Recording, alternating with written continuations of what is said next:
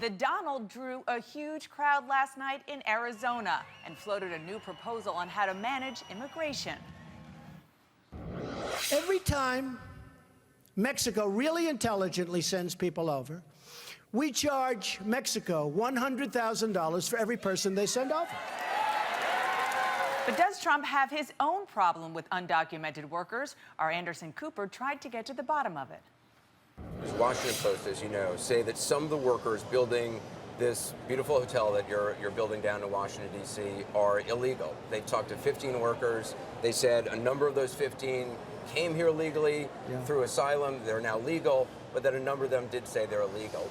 Isn't it hypocritical for you saying that illegal immigration is killing this country to be employing illegal immigrants? I read the story, and by the way, that story does not name any names. I'd love them if they could give us the names, but they said they spoke to one or two, but they don't name them, and they don't even know if it's true. Well, what they say is several of the men who hail mostly from El Salvador, Honduras, Guatemala have earned U.S. citizenship or legal status through immigration programs targeting Central Americans fleeing civil wars or natural disasters. Others quietly acknowledge that they remain in the country illegally. They have to give us the names because we have, many. Illegal, or they're not going to give you names. They have to give us the names, and I have to say this. We believe so strongly. I hired a very big contractor, one of the most prestigious, one of the best in the world, to build the building. It's their responsibility to make sure they have Doesn't done. the buck stop with you, though? Yes, You're it does. paying their salaries. Oh, absolutely. We have gone out of our way to make sure that everybody in that building is legal. And we do have some that became legal. And wait a minute, we have many, I think, that became, frankly, me, you, everybody. I mean, ultimately, we were all sort of in the group of immigrant, right? But we have done that to the absolute letter of the law. We're very, very careful But on if the Washington Post can go me. there and talk to 15 people and find some illegal immigrants. They haven't shown us anything. I wish they would give us some names. We would get them out immediately. But you must have a guy on the job site. We have more than one guy, Right. and we check it probably more carefully than any job that was ever built. Let me read you what some of your fellow Republicans have said. Bush says, Trump is wrong in this. He's doing this. He's not a stupid guy. Don't think he thinks every Mexican crossing the border is a rapist. He's doing this to inflame and incite and to draw attention. So look, Bush is weak on immigration. Forget about his stance on Common Core, which is a total disaster. He's very weak on immigration, and that's his prerogative if he wants to be. Marco Rubio, Trump's comments are not just offensive and inaccurate, but also divisive. Marco Rubio is somebody who is extremely weak on immigration. He all of a sudden toughens his stance because his poll numbers went down.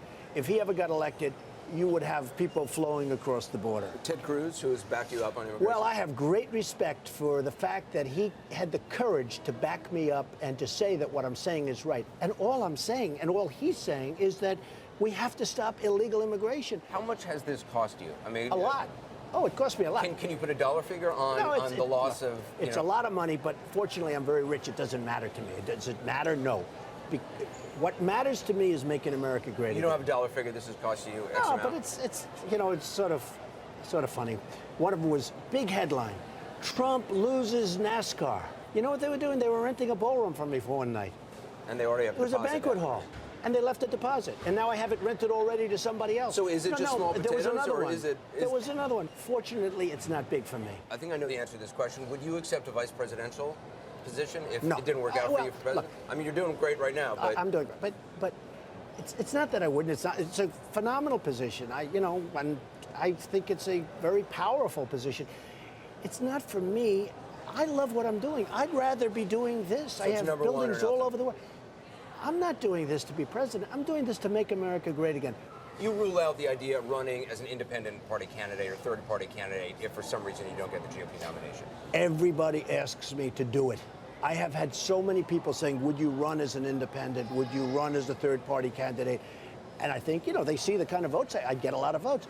The best way of defeating the Democrats, and probably Hillary, I think it's going to be Hillary, is to run as a Republican.